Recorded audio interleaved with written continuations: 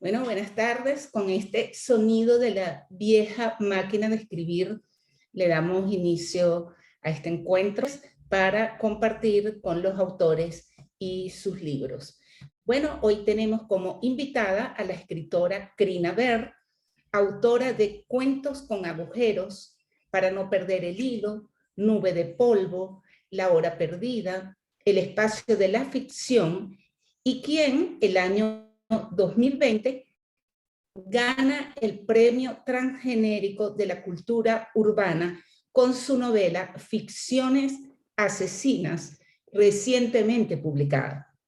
Sobre el veredicto del jurado se puede sintetizar lo siguiente: una serie de aspectos estéticos y literarios que la convierten en una sólida pieza, destacando entre los mismos el manejo eficaz del tempo y la intensidad narrativa, y el uso de una estructura en la que se combinan varias modalidades del discurso. Todo ello a través de un argumento que resalta las difíciles condiciones socioeconómicas y políticas que atraviesa el país. Bueno, bienvenida, Crina, a Palabra Digital. Muchas gracias.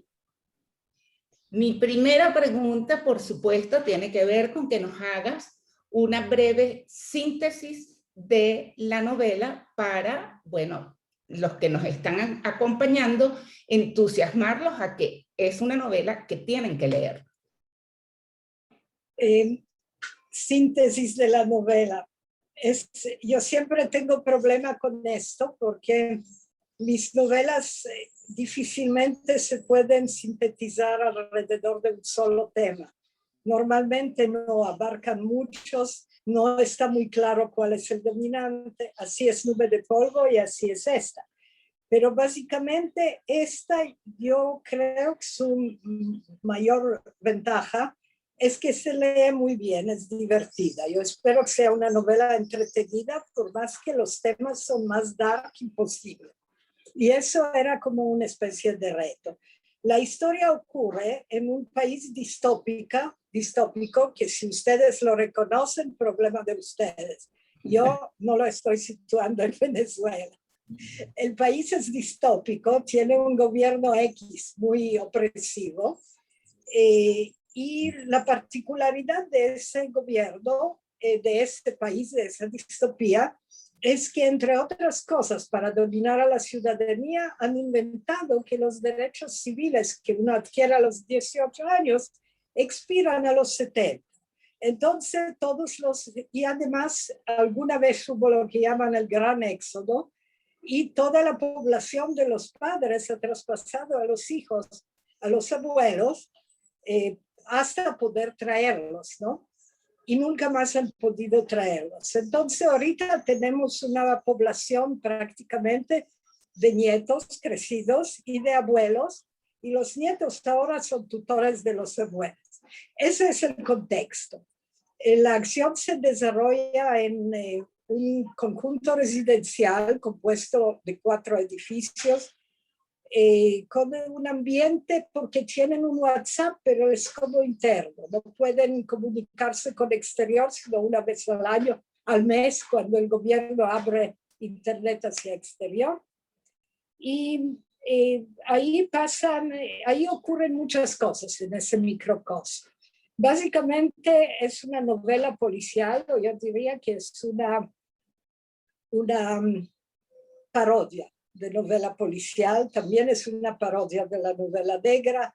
No sé si es la parodia del país, pero por lo menos de muchas calamidades que vivimos aquí.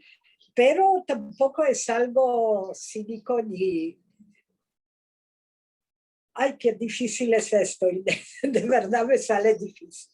También hay una historia de amor. La protagonista es yo la escribí como una ex escritora, y tiene cierto tipo de romance con un ex detective. Todo el mundo es ex algo ahí, por la edad y por haber sido cancelado a los 70 años. Y entonces no puedo contar mucho más porque voy a hacer spoilers. Es de verdad una historia policial y no puedo, pero la gente que la ha leído me lo confirma, que tiene sus sorpresas y que sobre todo la sorpresa ocurre al final. Así es. Bueno, yo me la leí, mira cómo está arrugadito mi libro, de pasarlo de una página a otra, de marcar páginas donde piensa que habían puntos interesantes para conversar contigo. Y bueno, lo que quiero ahora es eso, pues ir desgranando poco a poco algunos elementos, precisamente cuidándonos mucho de hacer el spoiler. Y bueno, lo primero entonces a lo que quiero hacer referencia es que me ha llamado mucho la atención a medida que leía el libro, que pasas con una gran facilidad de un narrador a otro. O sea, yo siento que no hay un solo narrador, sino que, bueno, está la narración de quien nos cuenta, que pareciera un narrador omnipresente, que sabe todo lo que está pasando, que conoce a todos los personajes, y de pronto te encuentras envuelto en la narración a partir del protagonista y su diario. No, ¿cómo haces para estructurar este juego narrativo? Tienes que creerme que se ha estructurado solo, porque yo partí de algunos fragmentos de mis propios diarios que nunca he pensado publicar, y me dije si me imagino que pertenecen a otra persona, en otro contexto, en otro país. Y entonces nombré a esa persona Elizabeth Rosenberg, con el guiño que se llama Rosenberg, pero ni siquiera es judía, o sea, una persona totalmente rara. Y ella está, y cuando yo tengo ese diario, después comencé a intervenir como narradora omnisciente, por supuesto, porque no podía basar toda la historia solamente en un diario, eso sería muy monótono. Entonces tengo la narración de los hechos que ocurren entre un día y otro, y de vez en cuando aparecen fragmentos del diario de Elizabeth. Poco a poco me fijé que la narradora era muy metiche, o sea, se metía y comenzaba a criticar, como tú viste, lo que ella escribía. Y bueno, así poco a poco llegué hasta el final. Y no fue fácil, porque yo ya estaba como 75% del libro y no sabía dónde iba el libro. O sea, supuse que solamente resolver la intriga policial, digamos, no sería suficiente para un buen libro. A mí me gusta que tenga muchas capas, muchos sentidos. Por algo se llama ficciones asesinas también. Y entonces, la estructura se me puso sola, de verdad, a medida que lo escribía. No lo planeé. En la medida en que he ido leyendo las entrevistas que te han hecho por el libro, ¿no? Pareciera que tienes allí un debate entre la ficción y la realidad. ¿A qué se debe ese debate? Mira, es como mi caballito de batalla, es mi tema de siempre. Yo soy escritora de ficción, soy las pocas veces que traté de escribir o logré escribir una crónica, me costó horrores, casi cada cosa tenía que revisar en internet porque yo no puedo confiar en mi memoria. Tengo ese tipo de memoria que retiene la esencia y el clima de la información, pero ningún dato, ni el año, ni los nombres, ni quién era quién, ni cuánto costó, ni nada. Entonces, con ese tipo de memoria es muy difícil para mí escribir no ficción. No tengo suficiente cultura, y lo digo en conocimiento de causa, para escribir buen ensayo. Me hace falta muchísimo porque yo comencé muy tarde, me metí en humanidades muy tarde. Y entonces lo mío es ficción. Ahora, considero también que la ficción tiene sus ventajas y tiene fuerza.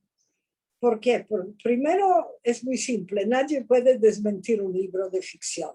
Nadie puede inventar una posverdad sobre un libro de ficción. Nadie puede decir que no, eso pasó un poquito diferente, porque es ficción. Entonces yo me siento como si me hubieran sacado una piedra del pecho, porque puedo escribir según lo que me dicta mi mala memoria. Yo le llamo mala memoria, pero una memoria que borra cosas. Segundo punto, pero eso me di cuenta cuando terminé el libro, que la atmósfera del libro traduce algo que yo siento en mi vida diaria. A mí me parece que si saco de la ecuación mi cuerpo, mis enfermedades, mi dolor de espalda, mis hijos, mi nieta y algo de mi pequeño entorno inmediato, todo el resto, lo que yo sé sobre la realidad, para mí es ficción. Porque la mayoría de cosas que me llegan, ya ni siquiera puedo decir que hay un canal de televisión al cual yo medio creía su versión. Pero cuando veo lo que la gente hace con los hechos, lo que hace la gente, lo que se escribe sobre ellos, como el mismo hecho puede presentar 4 diferentes versiones, como todo lo que yo escucho en la radio o en televisión, que son comunicados oficiales o emisoras oficiales del gobierno, yo ni sé dónde hablan, de qué hablan. Me parece que es como otro país, otro mundo. Lo que saben de nosotros fuera de Venezuela, aparte de los venezolanos que están en nuestras redes sociales, ellos lo que saben también es ficción. O sea, esa sensación de no saber, mira, esa cosa, vacunan, no vacunan, cuándo vacunan, quién vendrá, aquí el zapatero tenía ya vacuna y dónde le dieron, y mira, como antes era, aquí venden yogur, aquí venden leche, aquí venden harina pan, la venden, no la venden. Toda nuestra realidad es medio ficcional, o yo diría mucho más que medio, pero estamos tan acostumbrados de lidiar con esto que lo vivimos. Y cuando yo creo esa otra distopía, la cosa tal vez salta a la vista, se queda, uno la ve. En mi vida diaria yo no lo veo. Sin embargo, fíjate, tanto tus declaraciones como la lectura de la novela, ¿no? Me han hecho pensar mucho cuando yo estaba escribiendo mi novela Anclados. Yo comencé escribiendo la novela en una isla del Caribe, o sea, todo acontecía en una isla del Caribe. Y cuando terminé la primera versión, yo misma me cuestioné el hecho de que si estaba reflejando una situación específica del país y yo cambiaba nombres, era como, es como mentir, ¿no? Sin dejar de plantearme que igual yo estaba haciendo ficción, porque yo no quería las siguientes versiones, y es finalmente la versión que se publica, ¿verdad?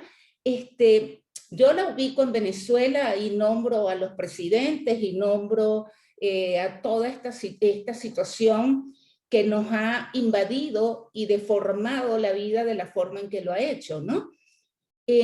¿Cómo te sientes tú al respecto? Porque al final uno lee ficciones asesinas y es Venezuela. Ya, interpretación libre. Yo estoy contenta de no haber mencionado ni situado realmente, aunque sí hay guiños. Hay guiños sobre el hecho que no es futurista, que es algo que ocurre ahora, como la muerte de Philip Roth, que está mencionada, ocurrió en 2018 cuando comencé a escribir. También hay guiños sobre nombres de calles, y no hace falta más que describir situaciones que conocemos.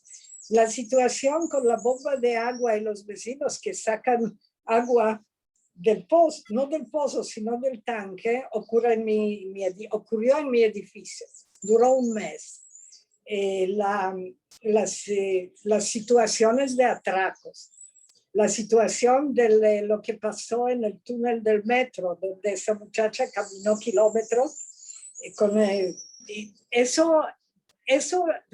La señora que limpiaba en aquel momento todavía venía aquí Y eso le pasó a ella lo describió de manera muy vivida. O sea, las experiencias son las mismas. Y a mí me parece que está muy bien que yo no lo especifico ni localizo, porque yo era una niña, pero mis padres han vivido otro tipo de régimen opresivo, de corte totalitario, y también he leído mucho y toda mi vida me he enterado de experiencias de gente que viven en ese tipo de régimen. Son normalmente muy creativos para inventar situaciones de agobio, de absurdo que la gente es obligada de aceptar como algo normal, porque cuando logran esto han ganado la guerra. Por supuesto, no sé citar quién lo ha dicho, pero recuerdo la cita de alguien que dijo que lo que visan esos regímenes es quebrar la relación entre el ciudadano y la realidad. En Polonia comunista, que era con comunismo impuesto por país que ocupaba Polonia, pero yo no sabía esto, yo iba a escuela, yo cantaba y escribía poemas a la gloria de nuestros hermanos de la Unión Soviética y ojalá que se apoderen del mundo. Yo estaba absolutamente convencida de vivir en el mejor régimen del mundo. Es tan fácil crear ese tipo de situación.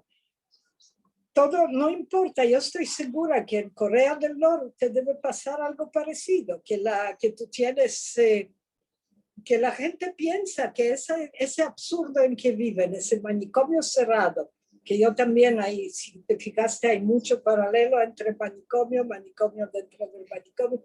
La gente que vive dentro de ese manicomio solo se da cuenta que algo falla en la normalidad, en la lógica de esa normalidad cuando habla con gente de afuera o cuando sale. Yo no logro explicar cosas a mi propio hermano. Un día traté de explicarle qué es carnet de la patria. Un día traté de explicarle qué es el petro. Un día traté de explicarle que tenemos 2 días para que no llegara antes de las elecciones a plantear un referéndum. Nos han regalado días festivos en cantidad de 5 o 6 por semana y quedó uno laboral para el cómputo.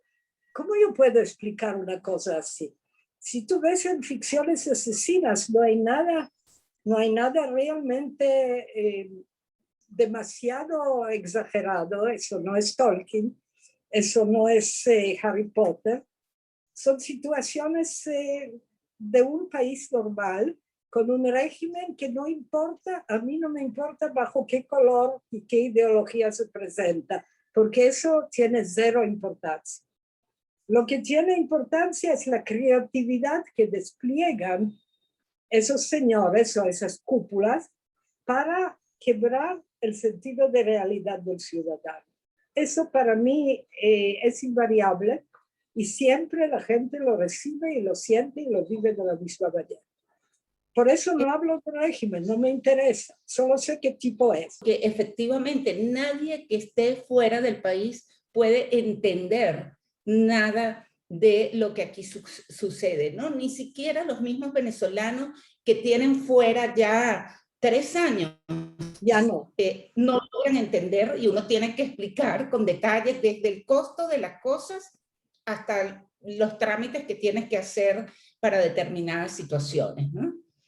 En este punto quiero abordar lo siguiente. Tú mencionabas que obviamente tú no estás haciendo una novela futurista y me ha llamado mucho la atención que hay gente que ha calificado la novela como una novela distópica. Yo entiendo que nos estás contando una historia distópica porque aunque no nos quieras admitir que es nuestro país, bueno, es obvio que lo es y que vivimos una historia distópica. Ahora, no es una novela distópica porque no es una novela que está contándonos un futuro lejano. Nosotros estamos viviendo a diario lo que tu novela describe. Entonces, yo siento que aunque tú no lo quieras, del momento que la vuelve casi histórica más que novela distópica. ¿Qué piensas tú de esto? O más que histórica, no, testimonial, una novela testimonial. Por supuesto, porque las experiencias de la gente son absolutamente testimoniales. Lo que es distópico es el contexto, y yo diría que también la realidad lo es, venezolana, pero aquel contexto yo lo hice ficticio para concentrarme precisamente en lo que importa, la gente y la manera, lo que hablé antes, de lo que hablé antes. Ahora, Silvia Cordoliani, cuando presentó la novela, dijo algo que me causó risa, porque dijo, no me extrañaría que dentro de pocos años eso pasará por novela realista.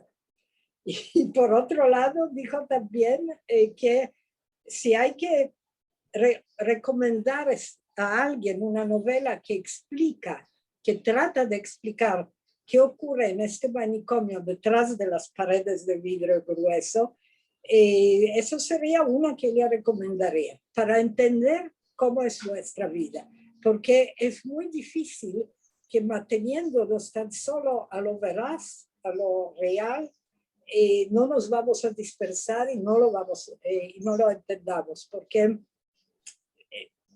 mira, tú eres periodista. Yo le tengo un inmenso respeto y cariño a los periodistas porque me parece increíble lo que hacen, cómo se esfuerzan y cómo logran agarrar pedazos de verdad y plasmarlo para que quede, para que perdure. Pues digamos que comparativamente a la labor tuya, la mía es fácil. Porque inventar ficción es mucho más fácil, nadie me pide ser veraz. Y sin embargo, si la ficción no es veraz, nadie la va a leer y nadie la va a recordar. Hay cierto tipo de veracidad que no es de hechos, pero sí es de la novela. Yo no sé cómo explicarlo, pero la propia novela tiene su universo y su universo tiene que ser coherente para que el lector lo crea. Es como un contrato que tú tienes con el lector.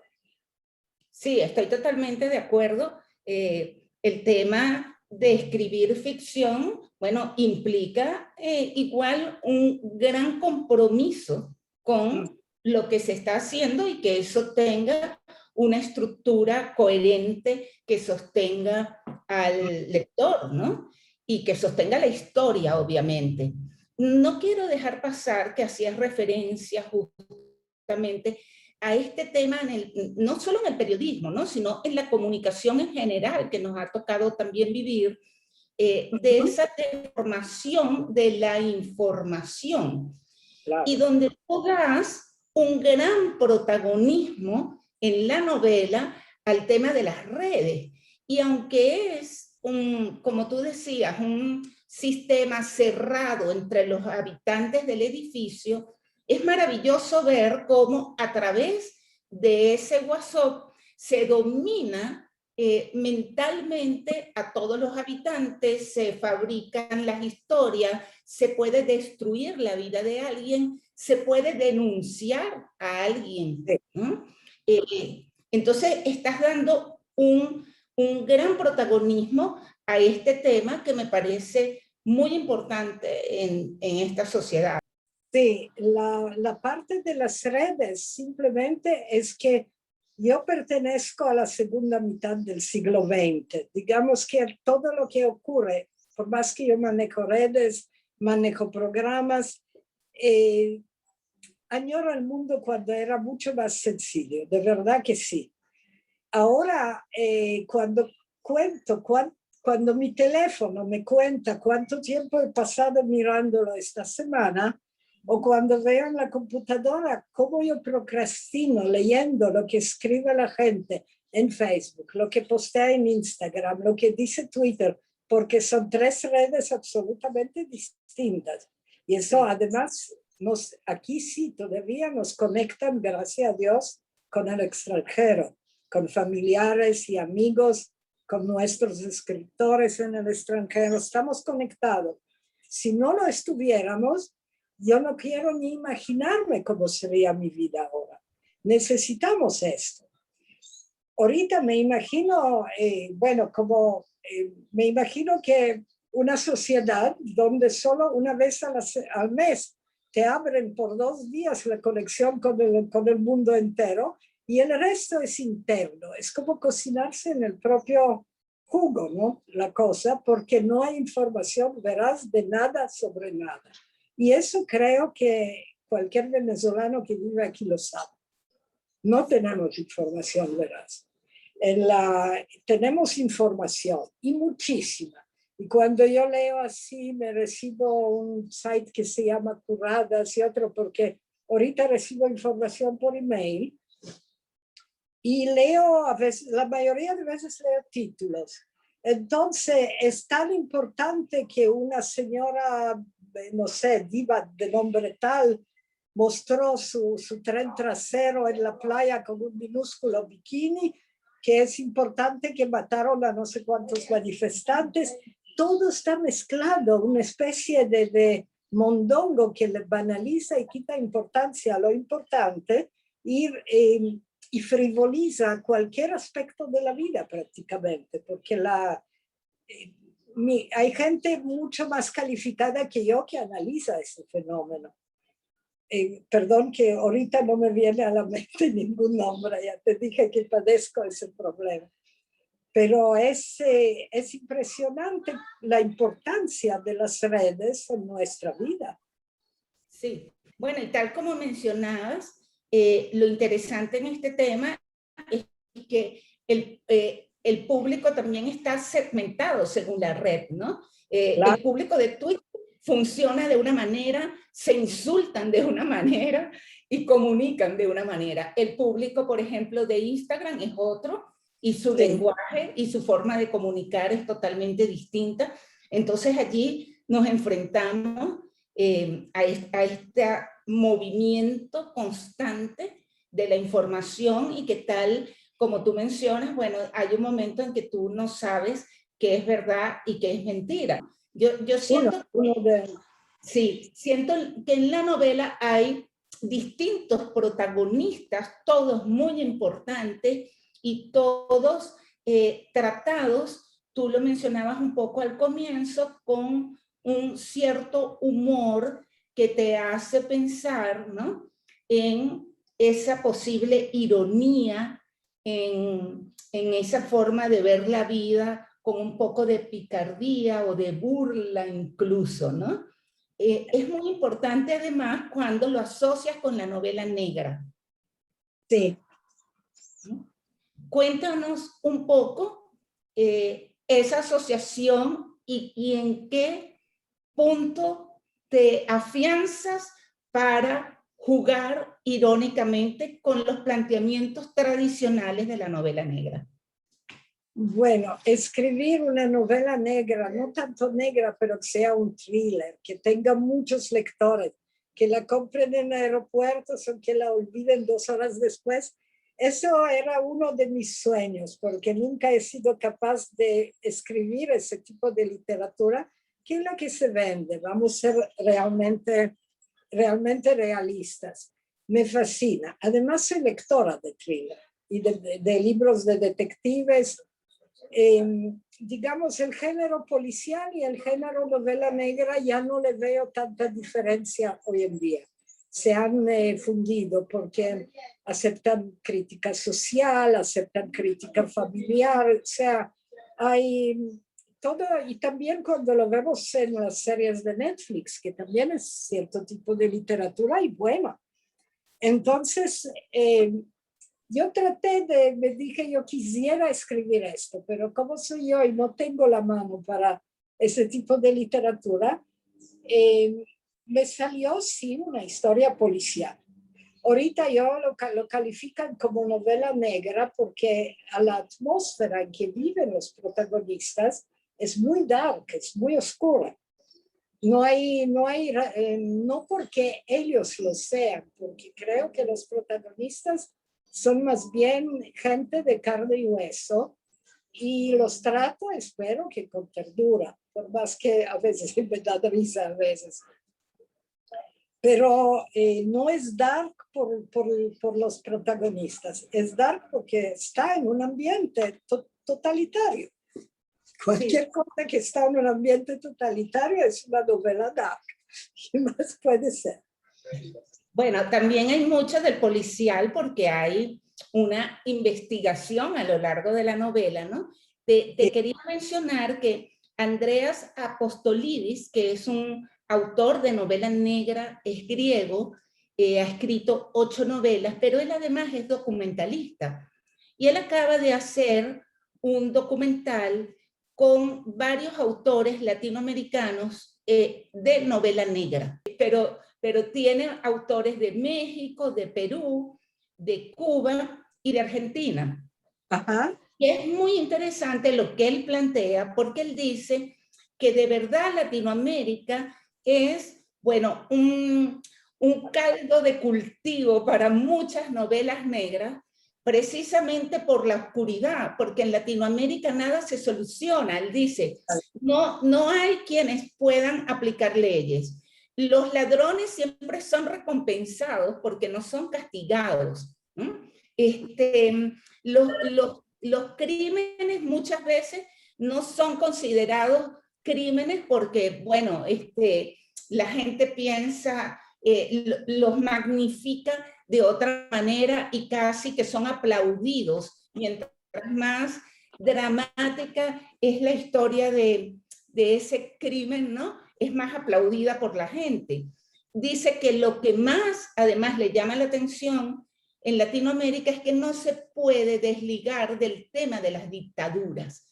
Entonces, no. Fíjate, todo esto está centrado en ficciones asesinas, ¿correcto? Espero que sí, porque las novelas salen bien a mí cuando no los estoy planificando. Esta no fue planificada. Y lo que salió, de verdad, salió de mi percepción de lo que estamos viviendo. Yo vivo en Venezuela y me cuesta explicar cómo es vivir en Venezuela. Yo no lo he logrado desde hace 20 años. Recuerdo que Alejo Carpentier, casualmente recuerdo quién fue, él había descubierto que América Latina era el continente del realismo mágico. Él lo llamaba, tenía una palabra anterior, que de aquí no hacía falta inventar nada, bastaba describir lo que veía y lo que pasaba. Y también recuerdo algo que dijo Carlos Fuentes una vez, cuando estábamos al principio, como de los años 2000, él criticaba mucho a Chávez y dijo una vez que era un personaje del realismo, de la peor pesadilla del realismo mágico, una cosa así. Bueno, no quería decir esto, pero lo dijo Carlos Fuentes, solo lo sé. Bueno, fíjate que también se habla en torno a tu novela del absurdo, porque claro, todo lo que se describe en la novela, a cualquier persona, como lo comentábamos antes, que no sea de este país y que no tenga las referencias y las vivencias que nosotros tenemos, eso le puede parecer perfectamente una obra del absurdo. Y el absurdo como género siempre propicia la existencia de símbolos.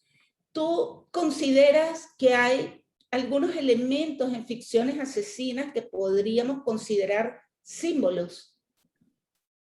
Símbolos no lo he pensado, pero absurdo es lo que más hay en ficciones asesinas. Las situaciones descritas ahí son prácticamente todas absurdas. Y el paralelismo con la manera que vivimos para mí es obvio, porque mira, qué más absurdo que quitarle 5 ceros a la moneda nacional y en un año ya han vuelto, ya están ahí otra vez. Y nosotros aprendemos a lidiar con esto. Qué absurdo vivir en una sociedad donde tú no sabes si te van a vacunar o no, no sabes si cuando te vacunan de forma oficial te van a inyectar la vacuna o agua salada, no sabes si tienes que buscar vacuna por mercado negro, como yo veo que eso se mueve mucho por alrededor. son cosas, para mí, la mayoría son absurdas, así como era comprar harina, pan con número de cédula y el nombre de la abuela o lo que tú quieras. La imposición de algo absurdo como situación normal es parte de la victoria de ese tipo de regímenes totalitarios, porque el ciudadano pierde la conexión con lo que es real, con lo que podría ser normal, con lo que debería ser normal en la vida. Y lo pierde porque está demasiado ocupado con lidiar con cada situación que se genera. Vamos a ahondar un poco, me gustaría ahondar en la estructura de los personajes. En el caso de la novela negra, es siempre muy importante el policía o el detective, ¿no? Porque generalmente desde Edgar Allan Poe, estos son personajes de alguna forma oscuros, que tenían ciertas características y que con el paso del tiempo ellos se han ido transformando. Y tú te has metido en un mundo psicológico en el momento en que nos hablas de Lucas como una persona que tiene personalidad múltiple. Sí. Cuéntanos un poco sobre el trabajo en este ámbito de la psicología y la construcción de tus personajes.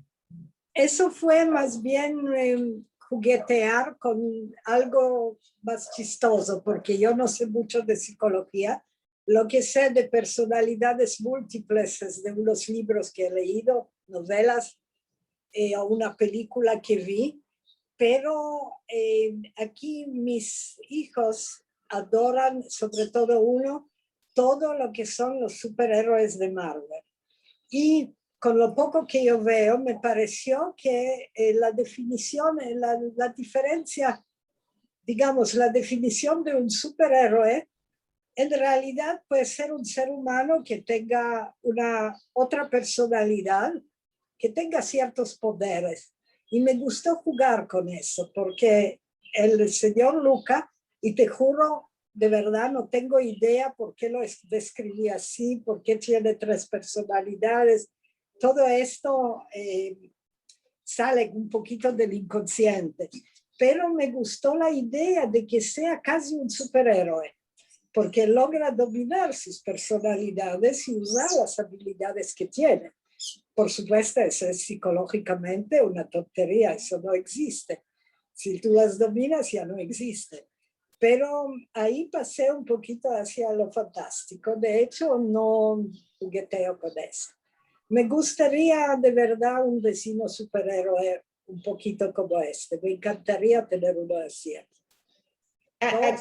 Es maravilloso descubrir a través de este personaje de múltiples personalidades como una mujer de 70 años que cree que ya no le interesa este aspecto, se descubra además planteándose que ella está haciendo el amor o que quiere hacer el amor con 3 personas distintas, ¿no? O sea, eso me parece maravilloso.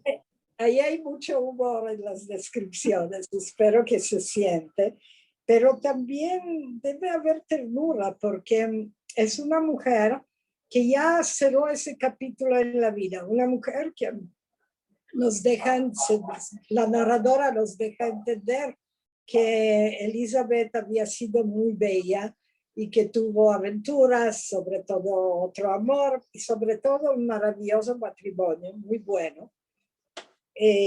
Su marido murió, ella es viuda, y como no puede verse siquiera en el espejo porque no le gusta envejecer, no se mete con los demás viejos del edificio que hasta llegan a tener a enjabonarse en la manguera abajo en el sótano, que solo está, pero ella no se mete con esas cosas.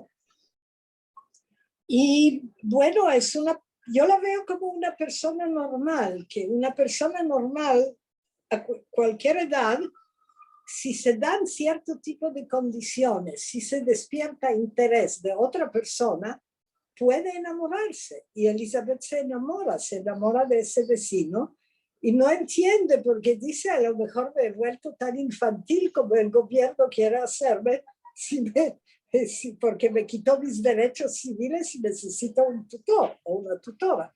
Entonces, a lo mejor es verdad que ser senil y ser infantil es más o menos lo mismo, pero yo me siento un poquito como cuando tenía 16 años. Y me pareció, no sé, nació naturalmente, una cosa que nació naturalmente. Y hay otra pareja también con cierto Sí, tipo de amor, pero mucho más real, son los jóvenes. sí, la sobrina. La sobrina y Rómulo, su novio. Exacto, exacto. ¿Quién es Archie? No para la viuda de la historia, sino para la autora de la novela, ¿no?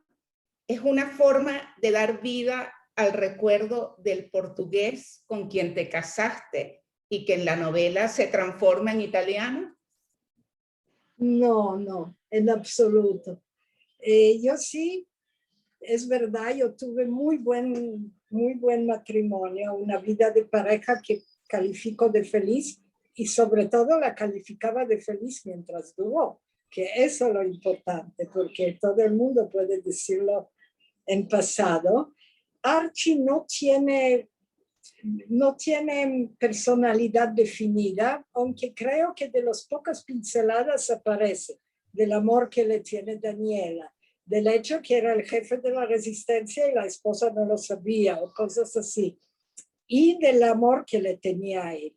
Ahora, no traté de desarrollar demasiadas cosas. Al principio, como en capítulo 2, la narradora dice que qué fastidio escribir sobre gente que ya es vieja. ¿Por qué? Porque tienen detrás un equipaje de vida que a mí no me interesa. Escribo una historia que ocurre ahora, pero siempre algo va a salir del saco, por un lado o por otro, aunque no lo quiero. Y así ocurre. En cierto momento hay vislumbres de la vida anterior de mi protagonista, de la vida anterior del italiano, todo eso y la vida anterior que incluye también a Archie. No es mi portugués, no he pensado en su personalidad típicamente y ciertamente no se corresponde con el detective. No tiene esa... No cree, si hay alguien que nunca tuvo dos personalidades ni tres ni nada, sino una, ese era mi marido. Claro, claro, te lo digo en el sentido de la presencia masculina para esta mujer que se siente protegida, se siente respaldada, a pesar de todas las dudas que pueda tener en un momento dado, ¿no? Pero se siente respaldada, se siente complacida, se siente intrigada. Sí. Y al final termina construyéndose un nuevo mundo para ella Uh-huh. Y a no lo partir sabemos. de la relación con él. Eso Sí, espero, de verdad espero que así va a seguir, porque me gustaría que siguiera así. Pero a algún sí, punto hay que terminar la historia, ¿verdad? claro. Mira, Karina, aquí tenemos algunas preguntas. Si no es futurista, ¿cómo entra dentro de la categoría de novela distópica? Las novelas distópicas se suelen ubicar dentro de la ciencia ficción. ¿Esta novela cabe dentro de la ciencia ficción? Mira, no soy tan buena en clasificaciones, pero sé que últimamente el género que llaman género distópico está bastante cundido entre los autores y no solo venezolanos.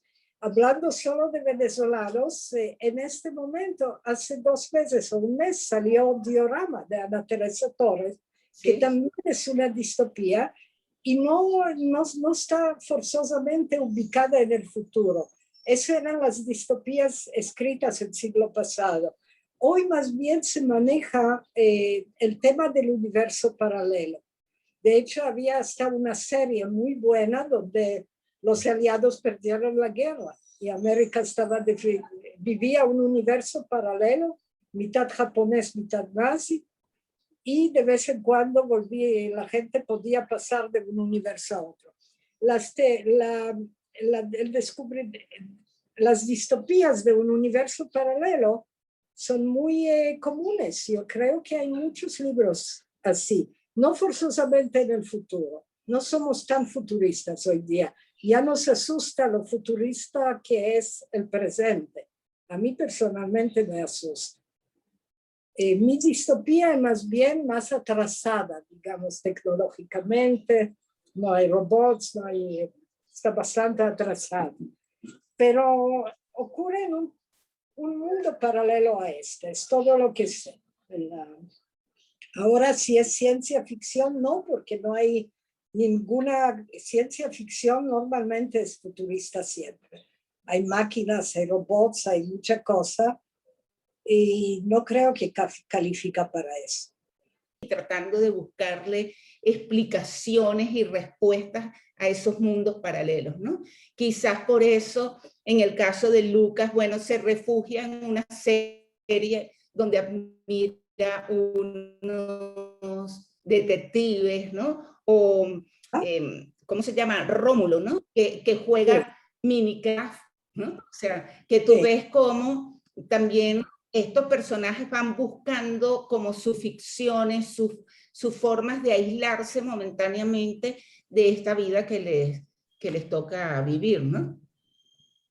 Sí, y Gustavo Valle habló de que él le dijo que el amor es como un elemento de resistencia contra la distopía impuesta por el régimen. Yo digo no solamente el amor, cualquier cosa individual lo es. Y claro, eso aquí, eso ocurría, debe ocurrir en Corea, si se pueda, eso ocurría en Polonia. Lo individual, tu burbuja, tu vida, tu personalidad es la mejor resistencia contra todo lo que el entorno colectivo te impone. Antes de esto, precisamente, es entender primero la velocidad a la que estamos viviendo y que nos enfrentamos a toda una serie de acontecimientos que van cambiando aceleradamente y que además son acontecimientos que no se quedan en el aire, no se producen como tales, nos transforman la vida, como ha pasado con el tema de la pandemia, nos transforman la vida, cambia todo y vuelve a surgir otra cosa que nos mantiene en esa dinámica constante. Yo creo que eso, bueno, es una experiencia y una vivencia que yo en lo particular pienso que hemos tenido la suerte de vivir, ¿no? O sea que aquí habemos unos cuantos que hemos pasado por todos los procesos desde el ámbito de la comunicación, por ejemplo, y todas sus transformaciones, y creo que eso es una experiencia incomparable. Bueno, Trina, no sé. Me encanta tu optimismo, es verdad, y es verdad que es una manera de verlo, aunque sí es un poco agotador la velocidad con la que se ocurren los procesos, y no hablo solo de procesos nefastos como los que ocurren aquí, pero lo que ocurre en el mundo en general. Toda la manera de comunicarnos ha cambiado. Sí. Ha cambiado de manera drástica. Todavía cuando yo gané ese concurso fue un evento cálido presencial en el Buscón. Yo ni siquiera sabía que era presencial, no existía esa palabra. Pero era un evento donde nos abrazamos, donde me llamaron para decir algo, donde me dieron una sorpresa. Había, qué sé yo, 30 personas. No pueden caber más en una librería y tampoco están en Venezuela. Entonces hay como una cosa ganada, una cosa perdida. La calidez del encuentro entre gente, esa energía que pasa, no la reemplaza, no puedes reemplazarla en pantalla.